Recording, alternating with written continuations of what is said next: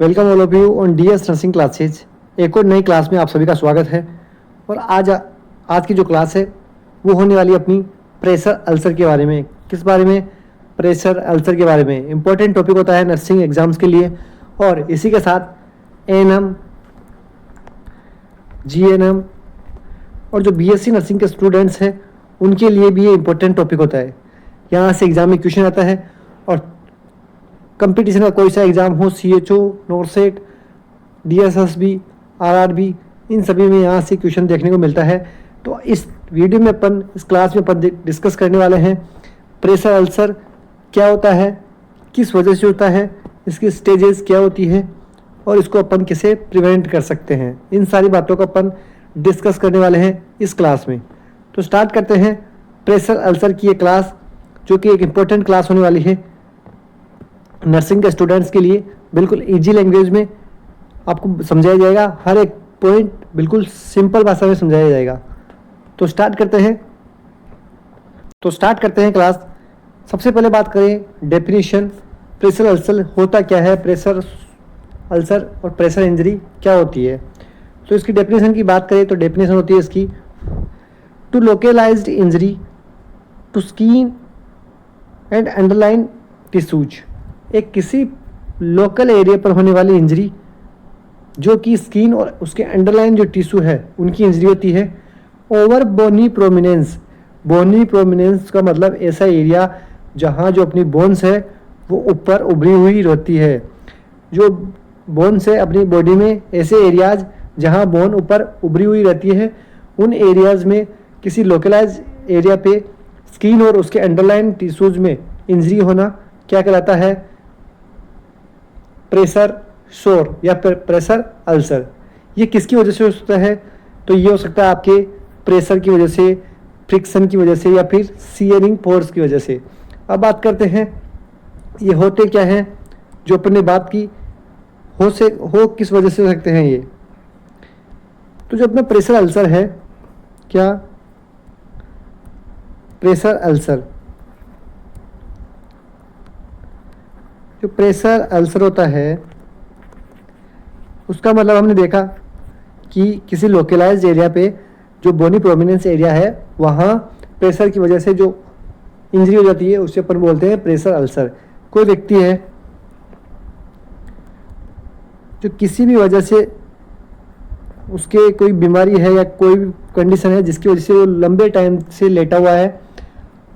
अब इस लेटे हुए इंसान में कौन कौन से ऐसे एरिया है जहां बोन उभरी हुई रहती है? एक तो आपके सिर के पीछे वाली हड्डी जिसे अपन ऑक्सीपिटल बोन बोलते हैं, एक आपका शोल्डर का एरिया जहां बोन प्रोमिनेंट रहती है। इसके अलावा आपकी एल्बोज, आपकी लोअर बटक्स, इनर थाइज का एरिया, और इसके अलावा आपकी हील्स। ये सारे एरियाज जो होते हैं ये बोनी प्रोमिनेंस एरिया है। जब एक इंसान लगातार लंबे टाइम तक, चाहे वो पैरालिसिस की वजह से हो या फिर किसी अदर क्रोनिक डिजीज की वजह से लेटा हुआ रहता है, या फिर वो व्हील चेयर पर लंबे टाइम तक बैठा हुआ रहता है, तो इस कंडीशन में इन बोनी प्रोमिनेंट एरिया पे प्रेशर लगने की वजह से, फ्रिक्शन होने की वजह से यहाँ इंजरी हो जाती है, और इसी इंजरी को अपन बोलते हैं प्रेशर अल्सर। आई होप आपको ये समझ में आया होगा। एक बार वापस समझाऊँ आपको मैं। जब इंसान लंबे टाइम तक लेटा हुआ या फिर किसी भी जगह बैठा हुआ है, मतलब जो व्हील चेयर वाले पेशेंट होते हैं और जो पैरालाइज वाले पेशेंट होते हैं वो लंबे टाइम तक लेटे हुए रहते हैं, या फिर किसी क्रोनिक डिजीज की वजह से। ऐसे पेशेंट्स में क्या होता है, जो प्रोमिनेंट एरिया होते हैं उन एरियाज पे, बोनी प्रोमिनेंट एरियाज पे प्रेशर की वजह से या फ्रिक्शन की वजह से, लंबे टाइम फ्रिक्शन की वजह से उन एरियाज पे इंजरी हो जाती है। उसी इंजरी को अपन प्रेशर अल्सर के नाम से जानते हैं। किस नाम से जानते हैं? प्रेशर अल्सर के नाम से जानते हैं। ये आपको समझ में आया होगा। अब आगे बात करें डेफिनेशन के बाद में, प्रेशर अल्सर को अपन किन किन नामों से जानते हैं? इंपॉर्टेंट है, अलग अलग नाम से कई एग्जाम से में पूछा गया है। कई में पूछा है बेड सोर क्या होता है, कई बार पूछा जाता है डेकोबेटल अल्सर, और कई बार जाता है प्रेशर सोर। बेड सोर डेक्यूबिटस अल्सर और प्रेशर सोर, ये तीनों ही नाम एक है।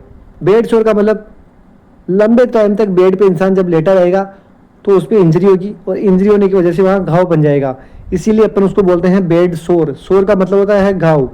तो लंबे टाइम तक बेड रिटर्न रहने वाले पेशेंट्स में बेड सोर हो जाता है। डेक्यूबिटस अल्सर की बात बताएं तो डेक्यूबाइटस अल्सर क्यों बोला गया है प्रेशर अल्सर को, ये जानते हैं। तो जो प्रेशर अल्सर है उसको डेक्यूबिटस अल्सर क्यों बोला गया है, क्या डेक्यूबिटस अल्सर क्यों बोला गया है, ये अपने को जानना है। डेक्यूबाइटस अल्सर, अब आपको बताऊं जो डेक्यूबाइटस वर्ड है वो एक लैटिन वर्ड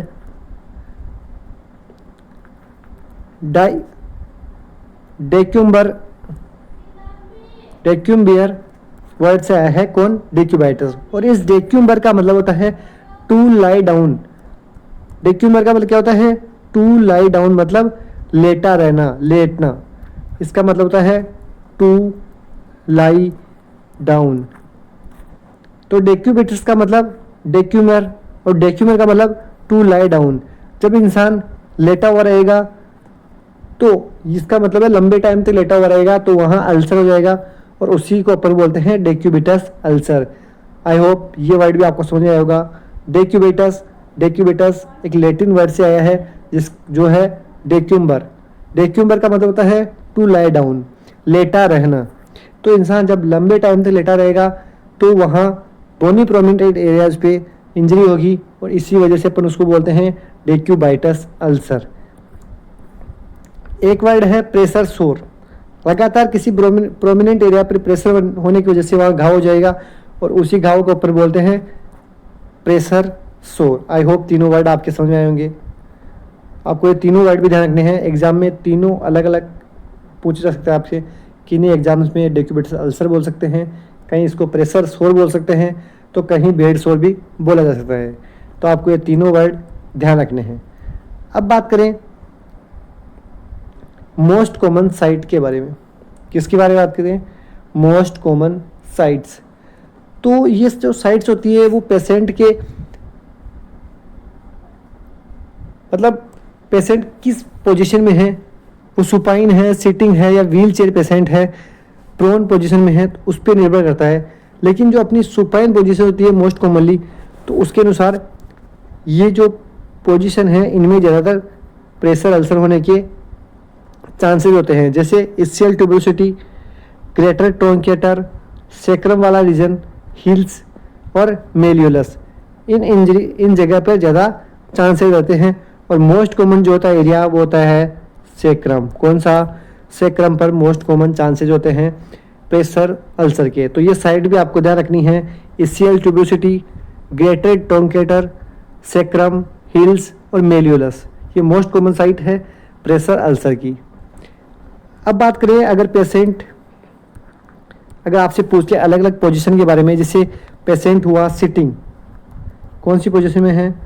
अगर पेशेंट सिटिंग पोजीशन में है तो आपको पता होना चाहिए जब पेशेंट सिटिंग पोजीशन में होगा तो कौन से ऐसे बोनी प्रोमिनेंट एरिया है जो लगातार जहाँ प्रेशर क्रिएट होता है, जहाँ फ्रिक्शन होता है। तो सबसे पहले आता है अपना सेक्रम वाला रीजन। कौन सा? जो रीढ़ की हड्डी है, जो वर्टिब्रा है, उसका लास्ट वाला जो पार्ट है सेक्रम, वो लंबे टाइम तक अब जब इंसान बैठा रहेगा तो वहाँ प्रेशर क्रिएट होगा। इसके अलावा रहता है अपना इस्चियल ट्यूबरोसिटी। कौन? Ischial tuberosity. और एक और पार्ट है वो अपनी हिल्स। लंबे टाइम बैठे रहने पर ये तीनों जगह मोस्ट कॉमनली लंबे टाइम तक बैठे रहने से यहाँ प्रेशर क्रिएट होगा, तो यहाँ प्रेशर सोर होने के चांसेज है। ऐसे ही अगर अपन बात करें, कोई पेशेंट है व्हील चेयर पे, किस पे है? व्हील चेयर पे।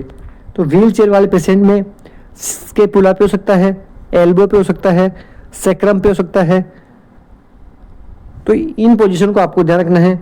अगर पेशेंट बोले वो प्रोन पोजीशन में है तो प्रोन में आपको ध्यान होना चाहिए आपके मैंडिबल पे हो सकता है, स्टेनम बोन पे हो सकता है। प्रोन पोजीशन में मतलब इंसान जब उल्टा लेटा हुआ रहता है, तो उल्टे हुए पेशेंट में कौन कौन से ऐसे पार्ट्स हैं जो बोनी प्रोमिनेंट है और वो लंबे टाइम तक जब पेशेंट उल्टा लेटा रहेगा तो प्रेशर क्रिएट होगा। तो आपको खुद को ये कॉमन सेंस वाली बात है, जो प्रोन पोजीशन में ऐसे कौन से एरियाज है जो बोनी प्रोमिनेंट है, उन्हीं पार्ट पे ये चांसेस ज़्यादा रहते हैं प्रेशर सोर के। आई होप ये साइट्स भी आपको समझ में आई होगी। और यहाँ देखते हैं ये कुछ साइट्स हैं, जैसे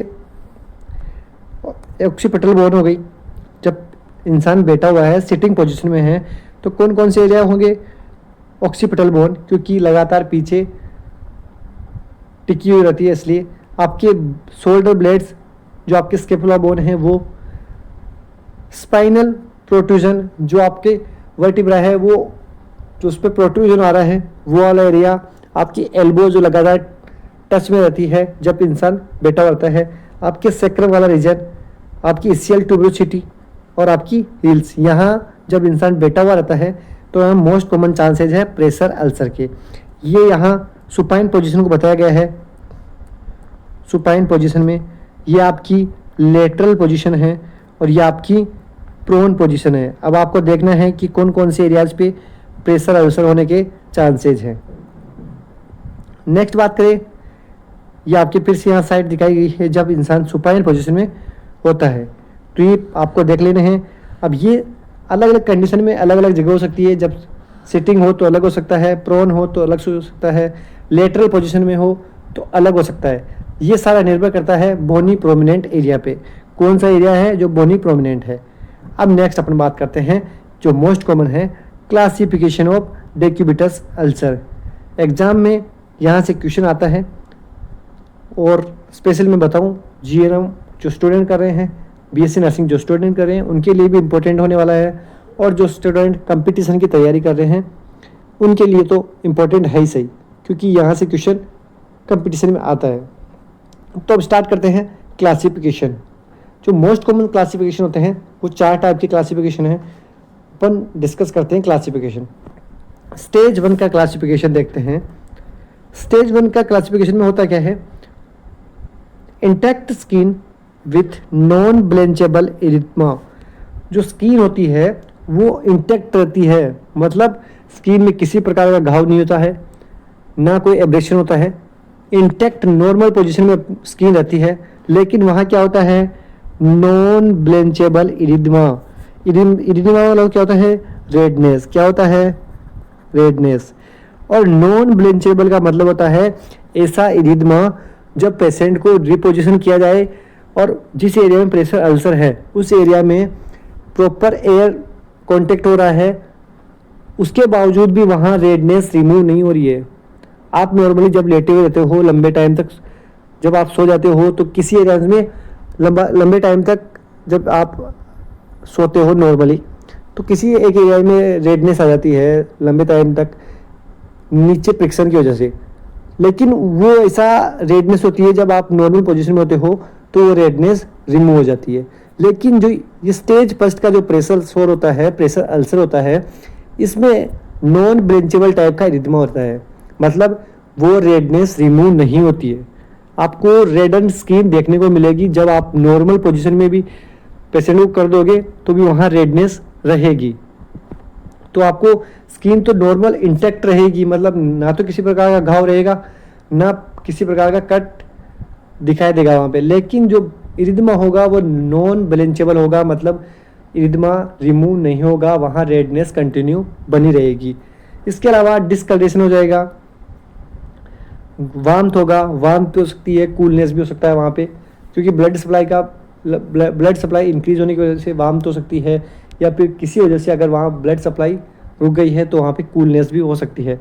एडिमा देखने को मिल सकता है और पेन आपको देखने को मिल सकता है। इस जो स्टेज फर्स्ट का जो आपका क्लासिफिकेशन है इसमें ओनली एपिडर्मल लेयर ही इन्वॉल्व होती है, आपकी एपिडर्मिस में ही ये सारे चेंजेस देखने को मिलते हैं। बाकी जो सारी लेयर है डर्मिस, सबक्यूटेनियस टिश्यू, ये नॉर्मल होते हैं। ये आपको डायग्राम के थ्रू समझना होगा। यहाँ पे ये आपके जो एरिया है, यहाँ जो रेडनेस दिखाई दे रही है इसे अपन बोलते हैं नॉन ब्लेंचेबल, क्या बोलते हैं, नॉन ब्लेंचेबल इरिदमा। इरिदमा का मतलब रेडनेस हो रही है, और यहाँ ना तो किसी प्रकार का वुंड है ना कोई कट है। तो ये जो इरिदमा है ये नॉन ब्लीचेबल होता है, आपकी जो स्किन होती है वो इंटैक्ट रहती है, और इसी कंडीशन को बोलते हैं स्टेज फर्स्ट का pressure ulcer. I hope stage first आपके समझ में आया होगा। नेक्स्ट बात करते हैं स्टेज 2 की। स्टेज 2 का जो प्रेशर अल्सर होता है उसमें जो पार्शियली थिकनेस स्किन लॉस होता है। पार्शियल थिकनेस का मतलब उस कंडीशन में स्टेज सेकेंड के जो प्रेशर अल्सर होता है उसमें कंप्लीट जो एपिडर्मिस लेयर होती है वो रिमूव हो जाती है। कौन सी?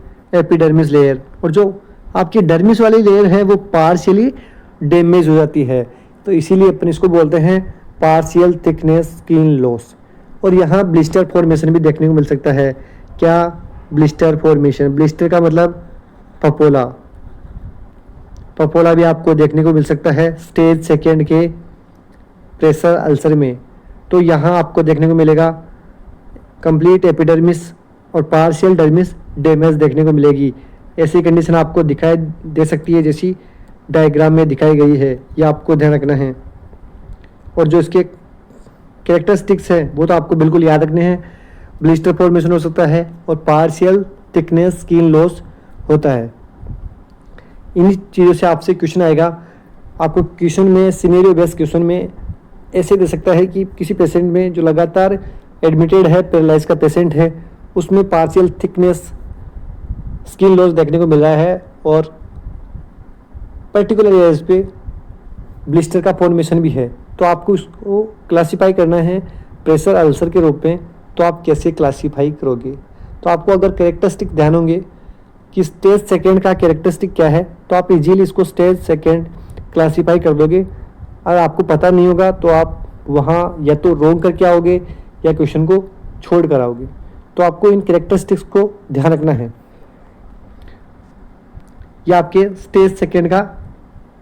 अब बात करते हैं stage third pressure ulcer. Stage third का जो प्रेशर अल्सर होता है उसमें फुल थिकनेस स्किन लॉस देखने को मिलता है। मतलब सबक्यूटेनियस टिश्यू जो होता है वो विजिबल हो जाता है।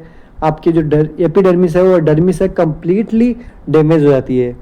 मतलब जब एपिडर्मिस और डर्मिस डैमेज होगी तो नीचे आता है आपके, नीचे कौन आता है? Subcutaneous tissue. और इस कंडीशन में स्टेज थर्ड में आपका सबक्यूटेनियस टिश्यू विजिबल हो जाता है। क्या? सबक्यूटेनियस टिश्यू विजिबल हो जाता है और ऊपर के दोनों लेयर ही रिमूव हो जाते हैं, डैमेज हो जाते हैं। ये कोई घाव है आपका, तो यहाँ जो ये घाव बन जाता है यूं, आपके डायरेक्ट आपका कॉन्टेक्ट होगा किससे? सबक्यूटेनियस टिश्यू से। जो आपके जो एपिडर्मिस और डर्मिस कंप्लीटली डैमेज हो जाती है इस कंडीशन में, और सबक्यूटेनियस टिश्यू आपके विजिबल हो जाता है। लेकिन आपको एक चीज़ ध्यान रखनी होगी, जो स्टेज थर्ड का प्रेशर अल्सर है उसमें आपकी जो बोन और मसल है वो एक्सपोज नहीं होती है, मतलब विजिबल नहीं होती है, वो नॉट एक्सपोज होती है। ये आपको ध्यान रखना है। स्टेज थर्ड और फोर्थ में यही है। थर्ड में जो स्टेज 3 है उसमें एपिडर्मिस और डर्मिस डैमेज हो जाती है और विजिबल होता है सबक्यूटेनियस टिश्यू। और जो स्टेज 4 है उसमें एपिडर्मिस, डर्मिस और सबक्यूटेनियस टिश्यू तीनों ही लेयर कंप्लीटली डैमेज हो जाती है और डायरेक्टली एक्सपोज होता है बोन और मसल्स। ये आपको ध्यान रखना है। आई होप स्टेज 3 तक आपको समझ में आया होगा। जो आपको याद रखने लायक बात है वो है इसके कैरेक्टरिस्टिक्स। ये आपको यहाँ देखना होगा कि ये जो टिश्यू है फैटी टिश्यू, सबक्यूटेनियस टिश्यू, तो ये विजिबल हो रहा है डायरेक्टली, तो इसे अपन बोलते हैं स्टेज 3। क्या बोलते हैं? स्टेज 3। और आपको पता होना चाहिए जो सबक्यूटेनियस टिश्यू है, सबक्यूटेनियस टिश्यू की जो लेयर है यहाँ पुअर ब्लड सप्लाई होती है। क्या? Poor blood supply. तो ये पुअर ब्लड सप्लाई होने की वजह से यहाँ इसका हील होना डिफिकल्ट हो जाता है, यहाँ इजीली हील नहीं होता है। ये आपको ध्यान रखना है, क्यों नहीं होता है? क्योंकि यहाँ पुअर ब्लड सप्लाई होती है। आई होप समझ में आया होगा। नेक्स्ट आपके स्टेज 4 का प्रेशर अल्सर, इसमें क्या होता है? Full thickness tissue loss. क्या होता है? Full thickness tissue loss. Only इसमें बोन्स और मसल्स ही विजिबल होती है, बाकी जो सारे लेयर हैं स्किन के वो रिमूव हो जाते हैं, डैमेज हो जाते हैं, जिसमें आपके एपिडर्मिस आ जाती है, एपिडर्मिस, डर्मिस और सबक्यूटेनियस टिश्यू, ये सभी डैमेज हो जाते हैं। ओनली जो यहाँ दिखाई दे रहा है आपके बोन और मसल ही विजिबल होते हैं, बाकी सारी लेयर्स डैमेज हो जाती है। उसी को अपन बोलते हैं स्टेज 4 का प्रेशर अल्सर। आई होप समझ में आया होगा। अब अपन बात करते हैं, दो और टाइप हैं इसके। एक तो होता है स्टेज 5 का प्रेशर अल्सर। क्या होता है? स्टेज 5, इसमें क्या होता है? इसे अपन बोलते हैं अनक्लासिफाइड या फिर अनस्टेजेबल। क्या? अनस्टेजेबल या फिर अनक्लासिफाइड। ऐसा क्यों? तो ये फुल थिकनेस टिश्यू लॉस होता है, इसमें जो एक्चुअल डेप्थ होती है घाव की, जो वुंड की एक्चुअल डेप्थ होती है वो छुप जाती है किसके पीछे? डेड टिश्यू के नीचे। किसके नीचे? डेड टिश्यू के नीचे। इसीलिए अपन इसको क्लासिफाई नहीं कर पाते हैं, क्योंकि इसका जो वुंड है वो कंप्लीटली ऑब्स्क्योर्ड हो जाता है। मतलब उसको अपन क्लासिफाई नहीं कर पाते हैं कि यहाँ कितना स्किन लॉस हुआ है, कहाँ तक स्किन लॉस हुआ है, क्योंकि जो डेड टिश्यू होते हैं वो उसको कवर कर लेते हैं। इसीलिए इसको अनक्लासिफाइड बोला गया है और अनस्टेजेबल बोला गया है।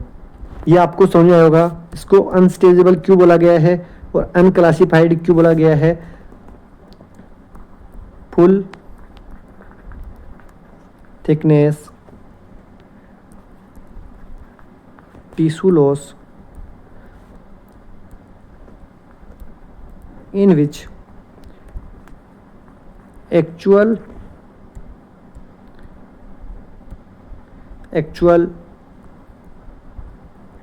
depth of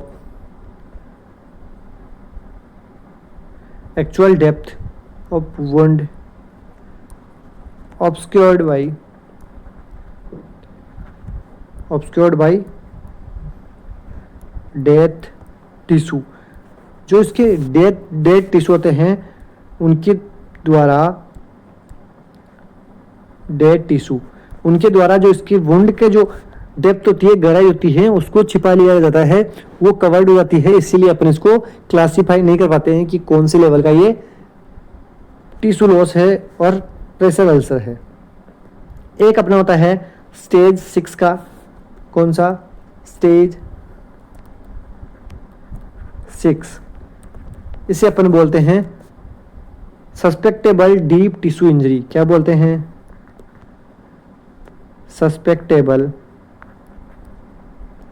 suspected deep tissue injury. अब इसे ये क्यों बोलते हैं? क्योंकि यहाँ जो सबक्यूटेनियस इंजरी हुई है वो इस्केमिक होती है, और जो डिस्कल यहाँ पर्पल और मैरून कलर का मैरून डिस्कलरेशन होता है किसका? स्किन का। इसीलिए अपन इसको सस्पेक्ट कर सकते हैं कि यहाँ डीप टिश्यू की इंजरी हुई है। और किसकी वजह से? Ischemic subcutaneous injury. किस वजह से? इस्कीमिया की वजह से। यहाँ डिस्कलरेशन हो रहा है स्किन का। कौन सा? पर्पल और मैरून। इसीलिए अपन इसको सस्पेक्ट करते हैं। यहाँ किसी प्रकार का वुंड देखकर अपन इसको क्लासिफाई नहीं कर पाते हैं। अपन इसके डिस्कलरेशन की वजह से, डिस्कलरेशन को देखकर ही इसको क्लासिफाई करते हैं कि ये इस्केमिक सबक्यूटेनियस इंजरी है। इसीलिए अपन इसको डीप टिश्यू इंजरी बोलते हैं, सस्पेक्ट मानते हैं। आई होप ये समझ में। सस्पेक्टेड डीप टिश्यू इंजरी बोलते हैं स्टेज 6 को। क्यों? क्योंकि यहाँ डिस्कलरेशन हो जाता है स्किन का, पर्पल और मैरून। अब ये अपन अनुमान लगाते हैं कि शायद इस्कीमिया की वजह से ये डिस्कलरेशन हो रहा है, इसलिए अपन इसको सस्पेक्टेड डीप टिश्यू इंजरी बोलते हैं। सस्पेक्ट का मतलब अनुमान लगाना। क्या अनुमान लगाते हैं कि यह डीप टिश्यू इंजरी हुई है, किसकी वजह से? इस्कीमिया की वजह से। और इस्कीमिया कहाँ? सबक्यूटेनियस टिश्यू तक का हुआ है, इसलिए अपन इसको डीप टिश्यू इंजरी बोलते हैं। ये टोटल जो आपके 6 मैंने बताए हैं स्टेज, वो है स्टेज 6 फर्स्ट आपकी, जहां नॉन ब्लेंचेबल इरिथमा देखने को मिलता है और स्किन इंटैक्ट रहती है, वहाँ वार्मथ हो सकता है, पेन हो सकता है, एडिमा हो सकता है।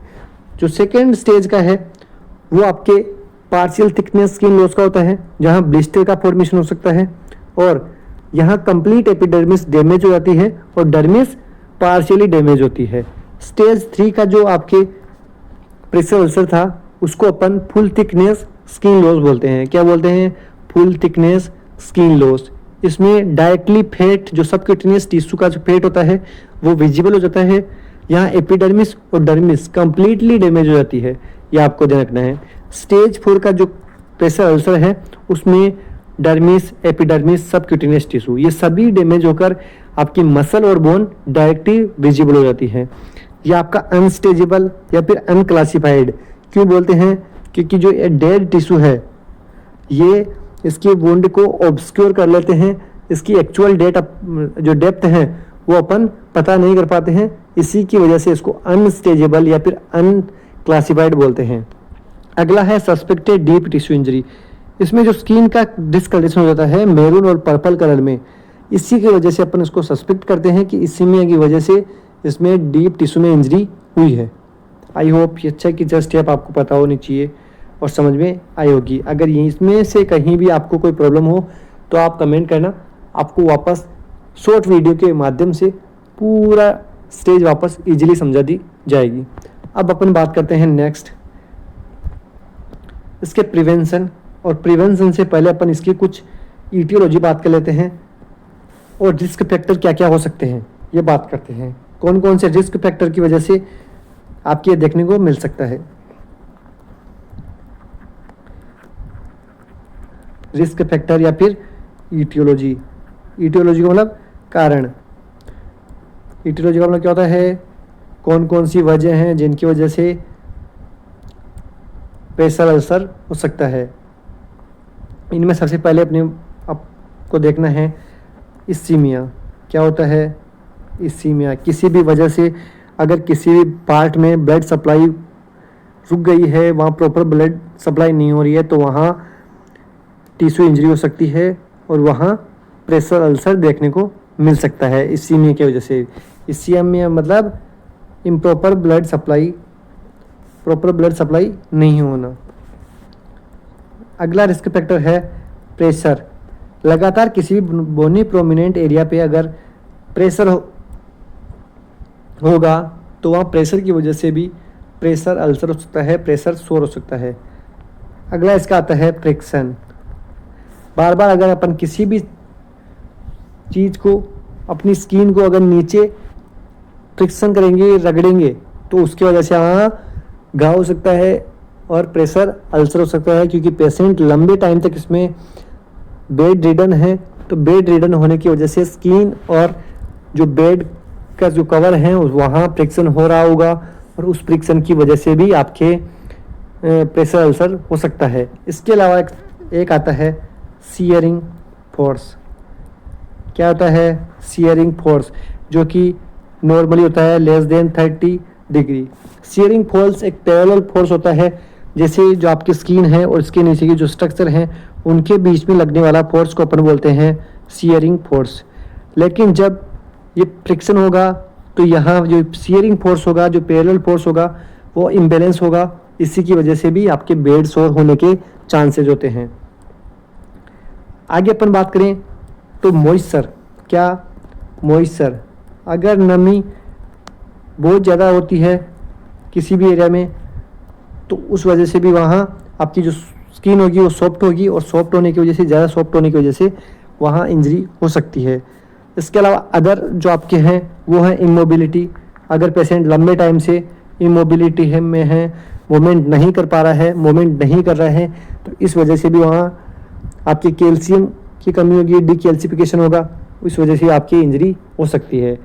एडवांस एज हो सकती है, क्रोनिक डिजीजेस की वजह से हो सकता है, और इम्पेयर्ड न्यूट्रिशन की वजह से भी आपको प्रेशर अल्सर देखने को मिल सकता है। तो ये कुछ आपके रिस्क फैक्टर थे। अब इनके बाद में जो आपके इम्पोर्टेंट जो बात है, जो एग्ज़ाम में आने लायक बात है, वो आपके हैं ये वाली। क्या है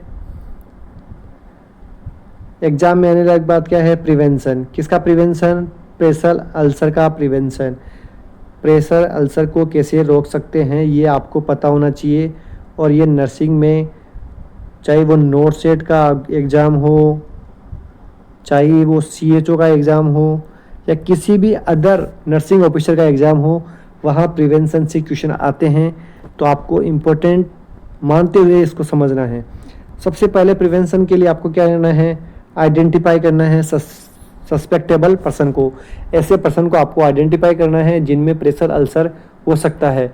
आप ऐसे पेशेंट में जाके ये देखो कि कोई पेशेंट 2 दिन से भर्ती है, तो आप उसमें जाके देखोगे इतने चांसेस नहीं होते हैं।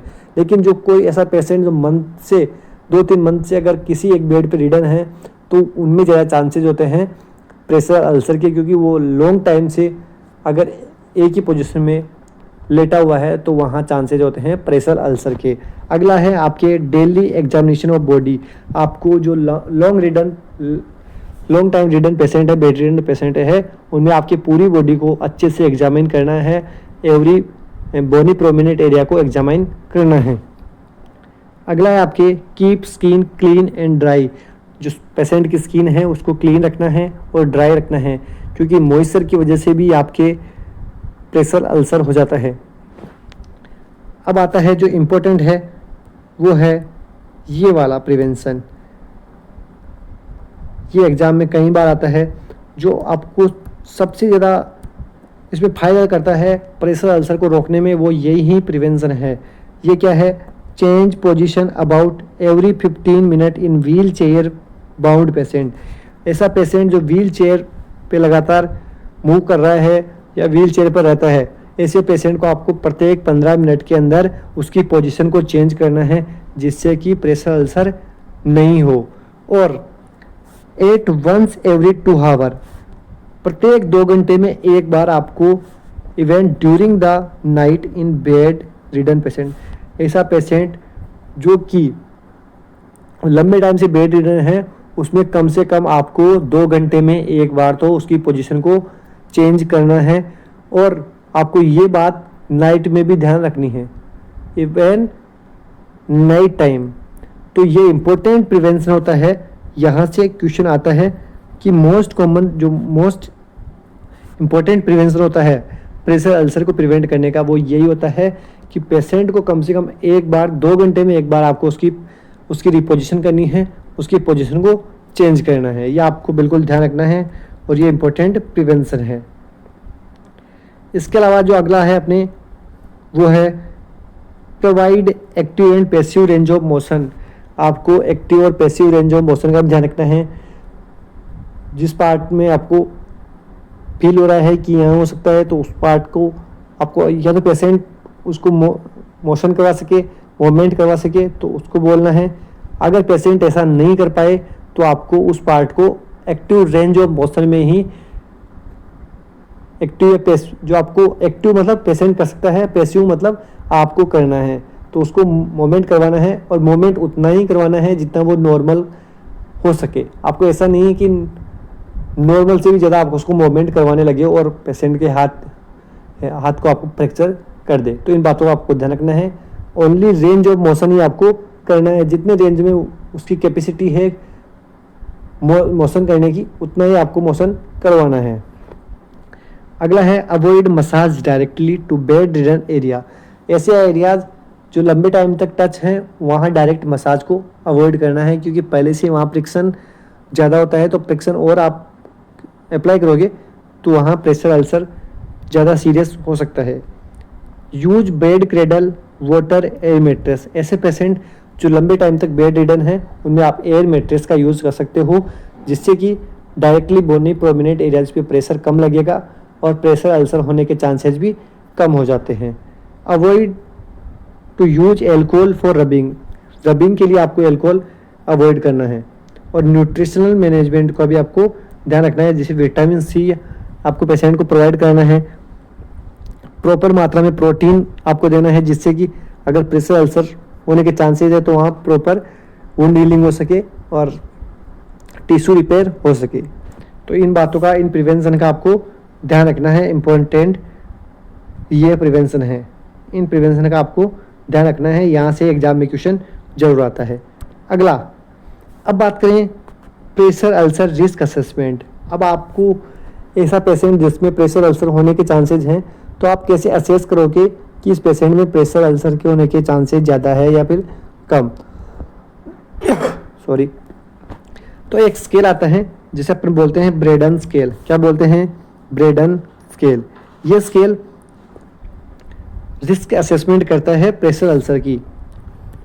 और ये जो ब्रेडन स्केल है वो 1987 में आया था। कब आया था?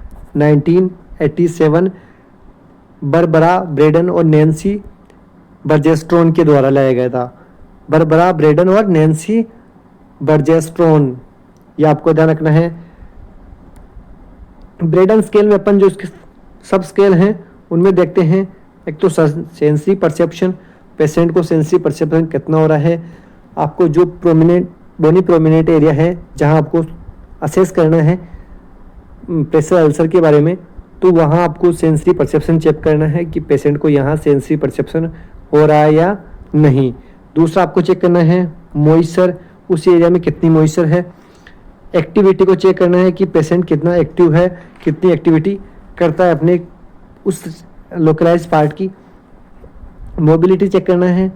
न्यूट्रिशन चेक करना है पेशेंट का कि प्रॉपर प्रोटीन ले रहा है, विटामिन सी ले रहा है या फिर इम्पेयर्ड न्यूट्रिशन है।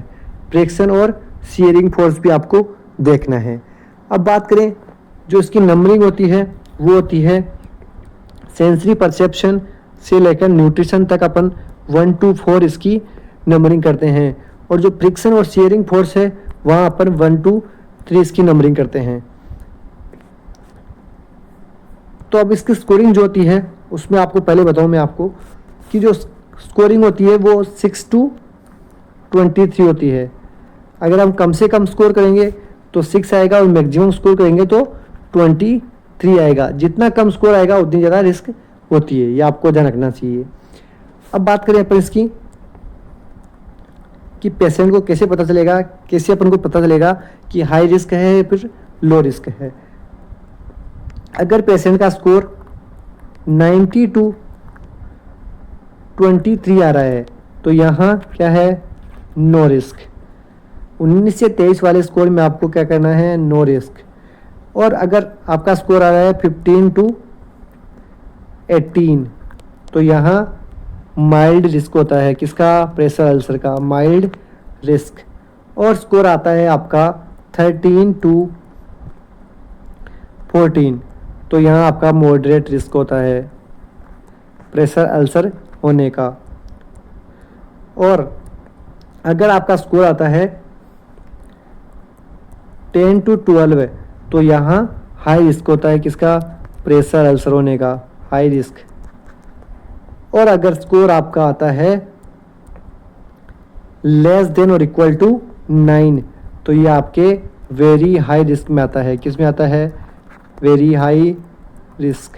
तो ये आपको स्कोरिंग भी ध्यान रखनी है।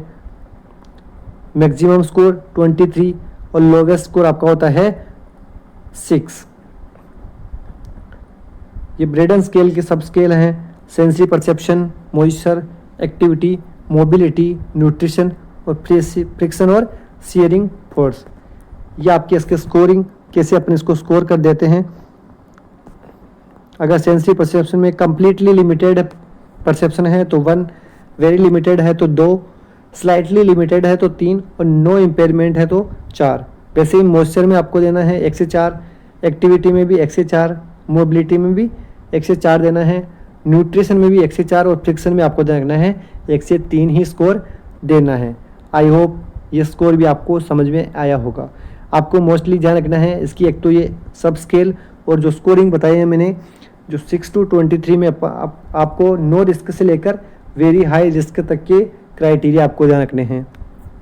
नेक्स्ट अपन बात करते हैं कुछ क्वेश्चंस की जो एग्ज़ाम में आए हुए हैं चाहे वो नोट सेट के हो या फिर अदर एग्जाम्स के इंपॉर्टेंट क्वेश्चन होने वाले हैं। सबसे पहला क्वेश्चन है, वाइल असेसिंग ए 60-year-old बेड रिडन पेशेंट, जब आप असेस कर रहे हो 60-year-old पेशेंट को जो बेड रिडन है फॉर प्रेशर अल्सर, किसके लिए? प्रेशर अल्सर के लिए आप उसको असेस कर रहे हो। The nurse noted a full loss of skin thickness, एक नर्स ने नोट किया कि वहाँ full loss of skin tissue हो रहा है।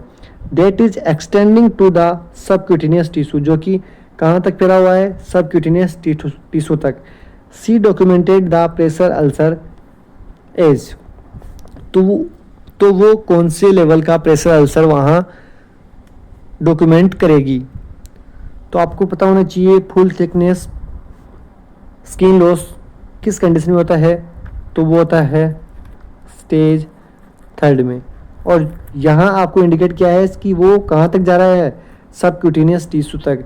तो आपको पता होना चाहिए ये एक ही ऐसा प्रकार का प्रेशर अल्सर है जिसमें सबक्यूटेनियस टिश्यू तक जाता है। उसके अलावा तो अगर स्टेज 2 की बात करें तो वो पार्शियल डर्मिस तक ही रह जाता है, और 4th की बात करें तो वो आपके बोन और मसल तक जाता है। सबक्यूटेनियस टिश्यू तक जाता है, वो होता है स्टेज 3। तो option C is right. Next question की बात करें अपन, तो नेक्स्ट क्वेश्चन होने वाला है, which of the following intervention can be best prevent bed सोर, जो अपने अभी डिस्कस किया बेड सोर को प्रिवेंशन कैसे कर सकते हैं, प्रिवेंट कैसे कर सकते हैं, उसमें मैंने बताया था सबसे इंपॉर्टेंट वाला प्रिवेंशन वही इसका आंसर होने वाला है। ऑप्शन ए है massage radiant area with lotion और ऑयल, तो मैंने बताया था कि मसाज डायरेक्टली नहीं करनी है। ऑप्शन सी है यूज स्पेशल वाटर मैट्रेस, आप वाटर मैट्रेस ले सकते हो काम में। ऑप्शन डी है keep skin clean and dry, ये भी बिल्कुल सही है। लेकिन यहाँ क्या पूछा है आपसे? बेस्ट पूछा है। क्या पूछा है? बेस्ट। तो आपको बेस्ट का आंसर देना है, तो बेस्ट का आंसर होगा आपके change the position every 2 hourly, patient की पोजीशन को प्रत्येक 2 घंटे में चेंज करना सबसे बढ़िया प्रिवेंशन होता है बेड सोर का। तो option B is right. Next question है, Braden scale is used for assessing the risk for, तो आपके जो एमसीक्यू था डे 4 का वो ये वाला ही था। ब्रेडन स्केल किसको असेस करने के लिए यूज किया जाता है? आई होप अब तो आपको इसका आंसर पता चल गया होगा। तो आपको इस क्वेश्चन का आंसर कमेंट करना है, और आप सभी को कमेंट करना है कि नेक्स्ट वीडियो कौन सी टॉपिक पे आपको चाहिए। जो नेक्स्ट क्लास होगी वो आपके अनुसार होगी, आप जो टॉपिक आप कमेंट करोगे वही टॉपिक मैं आपके लिए लेकर आऊँगा, चाहे वो एएनएम के स्टूडेंट हो, जीएनएम के हो, बीएससी नर्सिंग के हो, या फिर कोई कंपटीशन वाला स्टूडेंट हो। जो भी आपके टॉपिक चाहिए वो आप कमेंट करें, और वीडियो अच्छा लगे तो वीडियो को लाइक करें, चैनल को सब्सक्राइब करें। धन्यवाद।